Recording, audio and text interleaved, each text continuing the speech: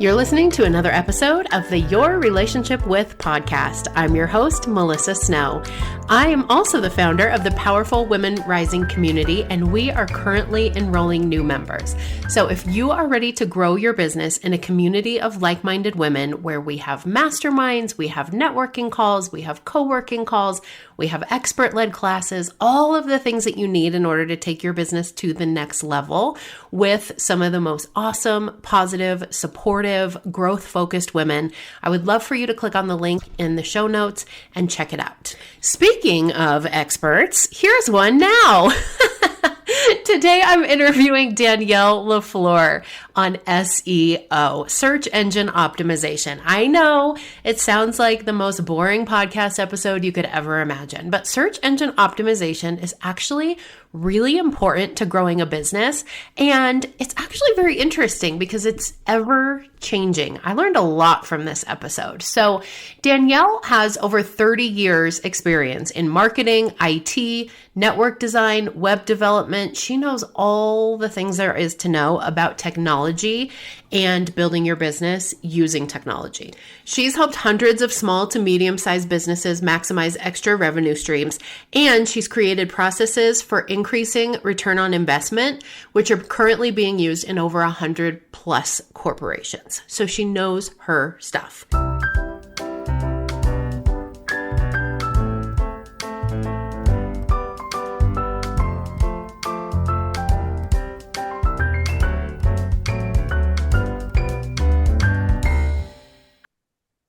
Hello, Danielle. Welcome to the podcast. Hi, Melissa. Thank you so much for having me. Yeah, so excited for our chat today about SEO. People are like, and now I'm going to take a nap. SEO, that sounds very boring. But we are not boring. So this is going to be this is going to be the most exciting dive into SEO that people have ever seen. It's going to be comprehensive, but also easy to understand. Yes, love it. Cross my fingers. So before we dive in, tell everybody a little bit about you and about your relationship with SEO. Oh, sure. Absolutely. My name is Danielle. I own Easy as Pie Design Marketing, and we do Easy as Pie Design and Marketing. So we do SEO marketing, inbound marketing, and design. We're a full service agency. So we kind of hold the whole marketing suite of services, including brand alignment, design, technologies, etc. So we're kind of like your fractional CMO for your medium-sized business or so. I love it. And how did you get into that type of work? Well, actually, I have a dual background in technology and information management, networking design. And so I have the CCNAs, the CNCPs, all that networking technology background as well. I also have other degrees in anthropology and cultural communications. And then my minors were in marketing and management and business development. So I've kind of combined all of those into one big, how do we do the soft things and the frustrating technical things at the same time, which is what marketing has actually turned into. Right. That's awesome. Good for you. So, okay, you're throwing out a lot of acronyms already. Okay. Let's start with SEO. Okay. What the heck is SEO? I'm so sorry. In the very beginning, just all you need to understand about SEO is it literally stands for search engine optimization. And all that really means is it's like a big umbrella. Everything that has to do with optimizing your business to be found on search so people can find you. How that works is there's an array of different options to be able to do that. But that's all it really means is search engine optimization. That's it. So when you start thinking about SEO, think of it as a overarching like kind of business, but businesses, operations, financials, forecast, like there's a ton of things that HR, there's tons of things that happen in business. That's the same as SEO. It's the overarching thing for online marketing. Okay, perfect. So why do business owners need to know about SEO? I think at the end of the day, business owners really need to understand about SEO is that it's a really big term, but it's extremely customizable for your business and your objectives. So what I think people misunderstand, especially when they're trying to find things online, because that's what we're doing, right? We're looking for things online, which is what we're trying to figure out. How do we get online and maximize it? The plan for your business for SEO might be different than the plan for even your competitor or your neighbor or, John Smith, Jerry Smith, Jane Smith, Marianne Smith, right? And so understanding that if you are looking to be found online, if you do want business coming to you instead of just in person, but online, you need to create a strategy and a plan for your SEO that works best for your business and your target market, which is really, really important. And so understand that you have 100,000 different options to create that plan for you to make sure that you're maximizing to the best ability. Does that answer that question? Yeah, totally. So I kind of feel like it's so funny we're talking about this conversation because I think the first ever coach that I hired, like after I got certified as a coach myself, the first business coach I hired was specialized in SEO. Like that was his thing. And I was like, SEO, this seems like something I need. I don't know. I didn't know what I was doing. I didn't even have a website. I was just like, here's my money. I guess I need SEO. And so now here we are full circle. I think a lot of people, when they're first getting started in business, are like, okay, SEO is kind of like the cherry on the top. Like I'll worry about that when I've got all this other stuff in place and am already making money. Yeah. So is SEO important regardless of like what stage we're at in business, how big we are, how much money we're making? Yes, it is. As a matter of fact, let me talk about how this works overarchingly. And I'm going to present this as it stands today on March 15th. Okay. So one of the things that you and Melissa and I quickly talked about before we went live is the fact that AI has been introduced into this. And there's a ton of conversation about how that's going to change SEO. So as it stands right now, it takes 36 months for whatever you did on month 1 to actually propagate an ROI. 36 months. So if you wait until magically things are going to happen, that's not how it works. It's a 3-year plan. So when we bring our clients on board, we tell them this is a 36-month venture for us. And the reason why is a lot of companies will do quarterly sprints, right? So they'll do a sprint or means that they'll do really, really hardcore. They'll get a spike, but then it drops. So you have to pay for another sprint and spike, and then it drops, and spike, and then it drops. And then you are stuck in this continual loop. What you really want on your plan and your strategy is something that builds longevity. So at that 36 month, you are investing $1,000, but you're getting $6,000 in return. You're investing $10,000 and you're getting $60,000 in return, right? Instead of like 1,000 and then nothing, 1,000, then a nothing, 1,000 and nothing. You want this growth to happen. So if you are thinking, do I need to invest this or not? What you really need to think is like, where do I want to be in 3 years? How much money do I want to make? And what is the realistic number? And understand the investment correlates to the ROI at the end of the day. But that is how we get our clients from $18,000 months to $500,000 months. It's not happening overnight. Yeah. But it starts to compound at that month 36. That's when the compounding happens. That's when you have that spike. If you go to our page on our client work page, you'll see the graphs.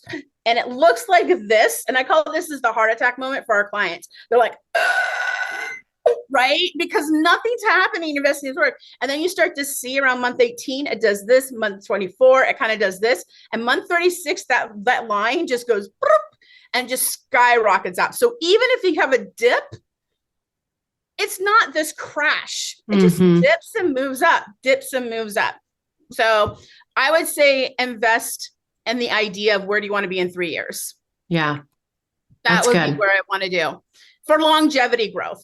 That would be the strategy I would take overarchingly regardless. Yeah, that totally makes sense. So if we're in a space where I think a lot of people think SEO and how I'm going to get found on the internet and on these search engines. This is certainly what I thought is I'll just put a shit ton of content out there.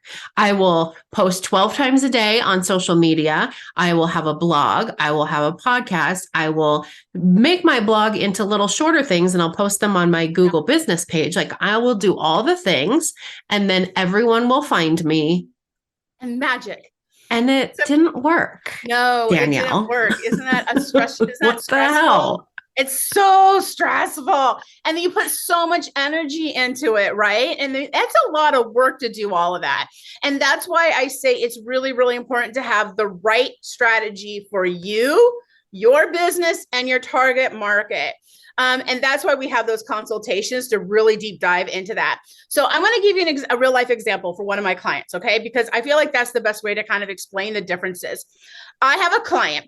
Their target is to be when their competitors are found on search. She wanted to be found on search. Whenever they search for somebody, she wants to be the other one that comes in right underneath of them. So that is not a conversation like I want to be on page 1. That's not what the strategy is. I don't want to be on first page of Google. It's not a strategy like I want to be the person that they find on Facebook or Instagram. I want, when they're searching my competitors, my name to show up. Here's the caveat. I don't want to pay for advertising to do that, because the alternate solution is to pay for ads, which is a legit. And anytime you get into the SMB world, when you start making $1 million plus, you're going to probably start investing in advertising at some point, right? And also depending on your industry. Like if you're a lawyer, I'm so sorry, you're probably crap out of luck. If you want to grow, you're going to be investing in some sort of advertising at specific levels, right? Especially firms. So that was a strategy we put in plan. What happened by doing this strategy is she's number 1 on Google. Now, the average to get number 1 on Google is moronic, and we will never promise that in 1,000 years, because that's at insane level. Like that will never, it's just really, really difficult. You need a lot of cash flow to be able to do that. But she got on page for Google because we were focusing on her competitors' strategy and extracting all of the missing pieces that they weren't handling and filling in those gaps. By doing that, in 7 months, she went from page 12 to page 1. In 7 months, which is usually something that takes minimum of 3 to 6 to 10 years to do. Yeah. How did we do that? Well, she has her own content that she builds out. So we kind of enhanced the content a little bit. She added in a podcast because she's vocal. She's a talker. I'm a talker. So she's a talker. She has a podcast and it's doing very well. But for her, the writing is not a big kind of thing. So what we took on for her is we did white hat SEO, which is a lot of things on the technical side. So we did a ton of technical SEO, a massive amount of technical SEO, and we did a ton of guest post blogging for her and backlinks. So Google requests, as of today's date, a minimum of 48 backlinks per month. So your website has to be backlinked to 48 other sites, minimum a month. Well, we kind of said, screw that. We're going to do 200 to 500 a month. And that's what we did for her. That strategy worked for her. Is that going to work for Melissa? I don't know. Melissa has a podcast. Maybe Melissa doesn't want to come in the competitors. Maybe she doesn't want to be on the first page of Google. I mean, everybody wants to, but seriously. And let's put out a caveat to the first page of Google. Just because you're on the first page of Google does not mean people are going to click on you. I just want to put it out there. And it didn't include anything on the socials. Her strategy that we did was nothing on the social engagement at all. It wasn't an increase on Instagram, an increase of, on Facebook, an increase on LinkedIn. It had none of the visibility strategy for this section. Her next phase, now we add in the visibility part of the SEO strategy, because now she's on the first page of Google. So we're going to capitalize on that growth and move into the next stage of our growth strategy for SEO. Does that make sense? Yeah. So yeah, it's very customizable, and you really should customize it for how you work and be able to be able to track your target.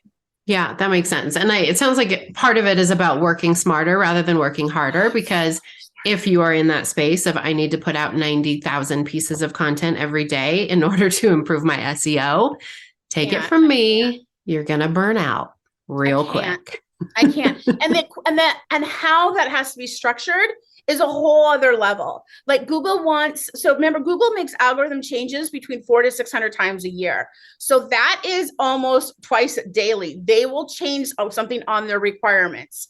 And so that's constant, going back into all of your old stuff and refreshing it constantly. to make sure that it's constantly on target. So Google constantly is like, oh, that's really good. They're on target. Da, da. But at the end of the day, Google wants to know that that you're authentic, that you have quality content, and you're trustworthy at the end of the day. So they look for that based off on an algorithm of requirements. So it's not how great of a writer Melissa is. It's not how great Melissa is at, serving her clients. It's how well does Melissa portray that information so a bot understands it. Right. So you can create a ton of content and it doesn't get you anywhere if it's not written in a specific way that Google approves. Yeah. Okay. That makes sense. Whole other thing. Yeah. Yeah. Which is why we need people like you. It's a whole other thing. Like they're literally like, you have to have this keyword within so many characters. Imagine writing a sentence and understanding that your keyword has to be at the number between 200 and 240 character limit. Yeah. That's crazy. It's a thing. Yeah. So what are the options for people? I want to ask two different questions. If somebody's in a space where my first question is if somebody's in a space where they are ready to hire somebody to help with SEO. My second question is if somebody is not in that space. Okay. So if somebody is in a space where they're ready to hire someone to help with SEO, what are their options as far as hiring an agency, I'm just going to say it. Take a deep breath. Hiring somebody off of Fiverr, right? Like or just trying to figure it out myself. Like I'm just going to Google how to do SEO. How to do things. Okay. So we'll camel the gamut, because if you try to hire an agency and you can't afford it, you are going to be stressed the beep out constantly. And I have worked with people who have really, really stretched themselves, and it was really difficult for them. I want you to feel like a little bit of pain, but I want you to be able to pay your bills. Like, I don't want to take food out of your mouth on this. So it should be one part of your entire system whole, right? So we actually have a sheet breakdown internally for my salespeople to let them know, like, hey, if somebody says that they're only bringing in this income, even if they say they can afford to hire us, you need to really deep dive into that, because we don't think that you do. So if you are making underneath, here's how you can kind of figure out where your price point is. If you are making underneath, actually, I should have brought that sheet up. Maybe I'll find it and do a little thing and add it for you.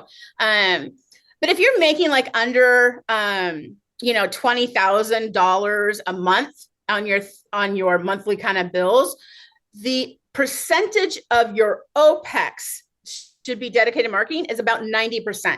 So the majority of your budget is going to be towards of your OPEX budget, which should be approximately 30% of your overall budget. So 90% of your 30% should be towards marketing. Well, that's just a couple grand. Like, that's not a lot of money at the end of the day. But if you're bringing in, net 1 million, you're going to have $50,000 a month to really catapult that in. So first is to figure out what your budget is and understand where you're going to buy at. The second thing is because if you're hiring an agency, you're literally hiring an entire marketing company, and that's a lot of people. So there's going to be an account manager.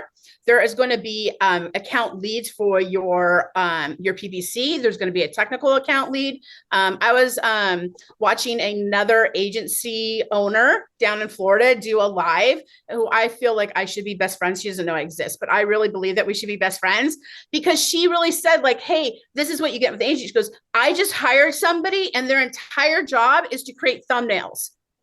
We are paying them 6 figures, and their only job is to create thumbnails for all the media. That's their job.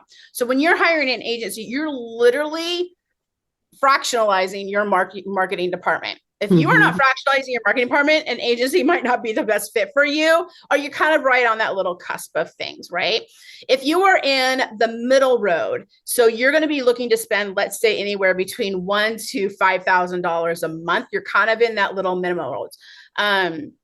So those clients, they can go and get portions of the agency. Like, we're just going to push on this little thing. Like, I really just need the PPC side, because that's what I can afford. I can't afford the whole kit caboodle of the agency, but I really want this little piece. And that's why you meet with them and you say, like, hey, I can't afford the whole enchilada. Can I get this piece from you?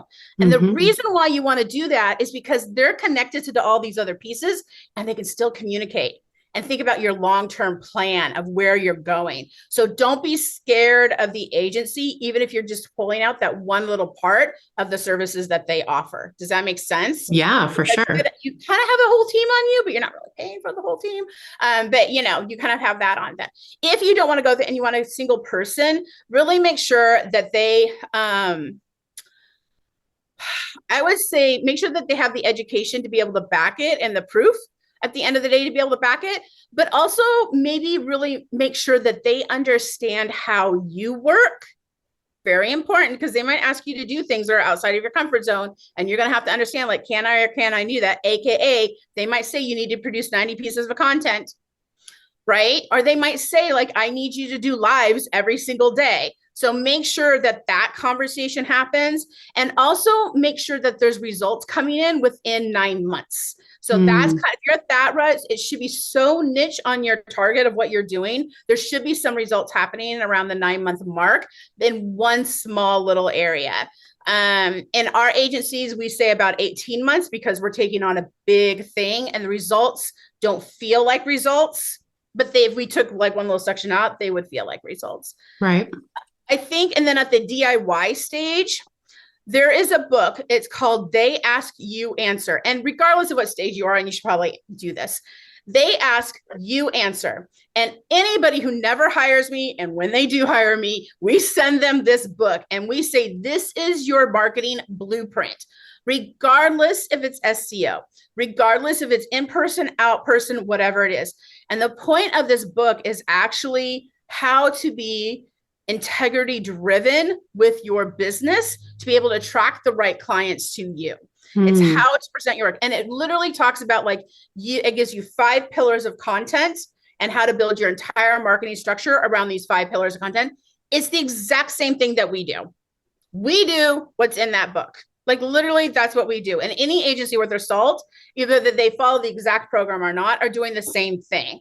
We're building content around the questions and the pain points that your target market has and answering them in depth as much as we possibly can. And then in the short snippets, as much as we possibly can. So how much do things cost? Why does SEO never work for me? The questions that you're asking me, that's what we build content on. Yeah. Yeah. Awesome. That's a great resource. And that kind of answered what my second question was going to be, which was if you are in a space where you're not prepared to hire out somebody to help you with your SEO, is there anything else you recommend aside from getting this book and doing everything that's in this book? Do everything that's in the book. I would say understand there's a difference between SEO and visibility. I think that's a lot of people get really, really confused about that. They get really confused about that.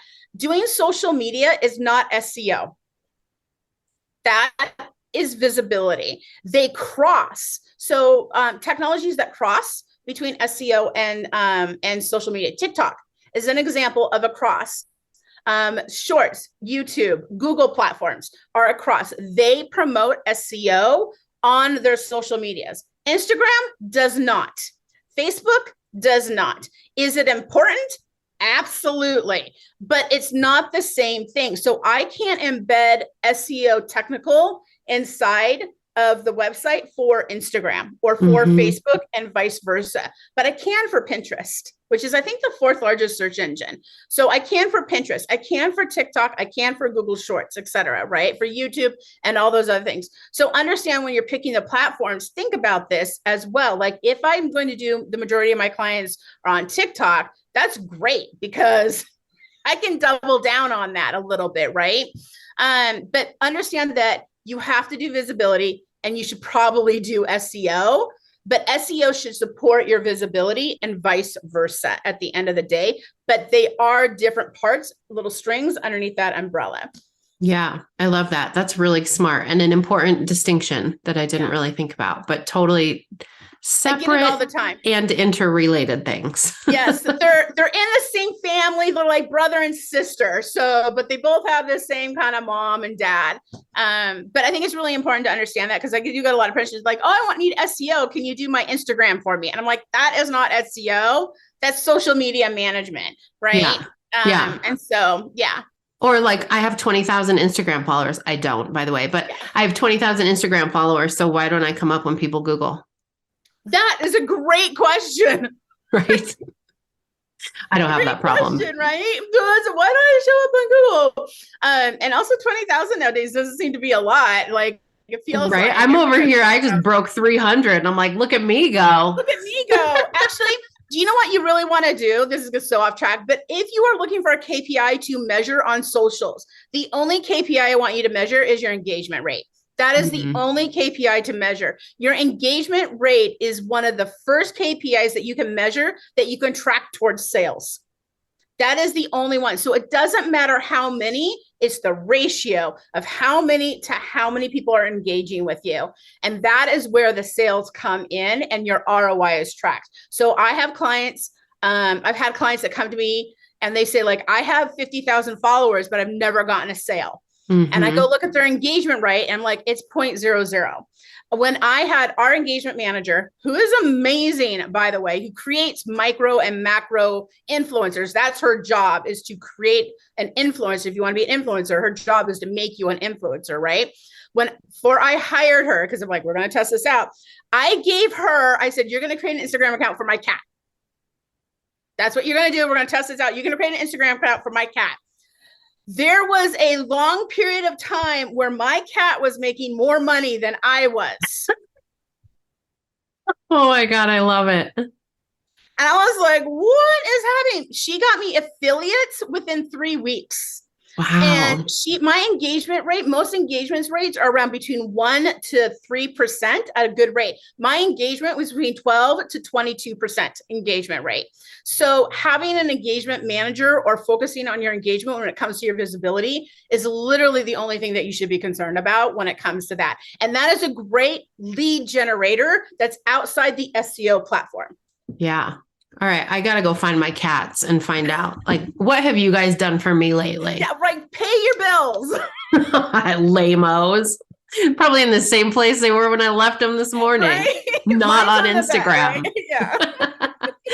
Awesome. Okay, Danielle, we need to wrap it up. But before we go, I know you have a super awesome SEO checklist. Tell us about that. Yes.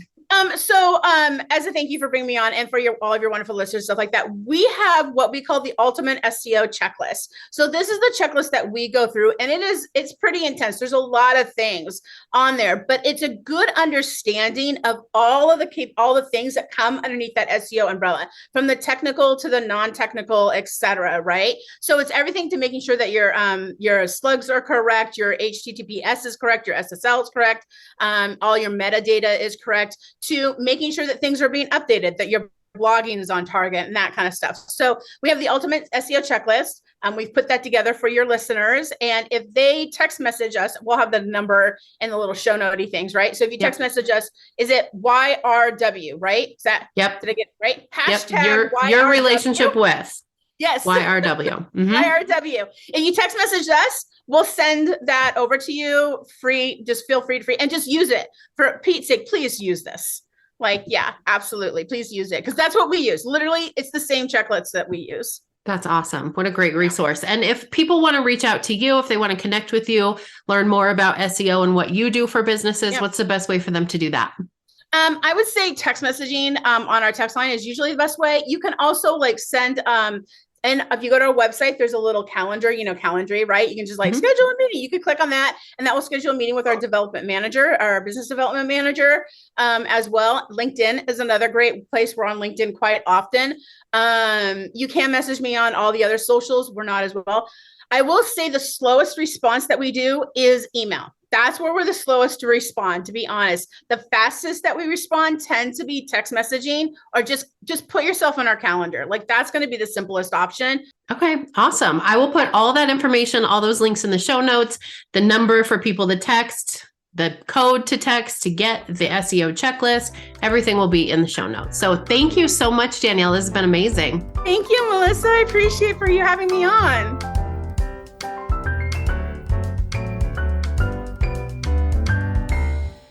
Thank you so much for listening to the Your Relationship With podcast. If you liked what you heard, we would love for you to subscribe and leave us a review.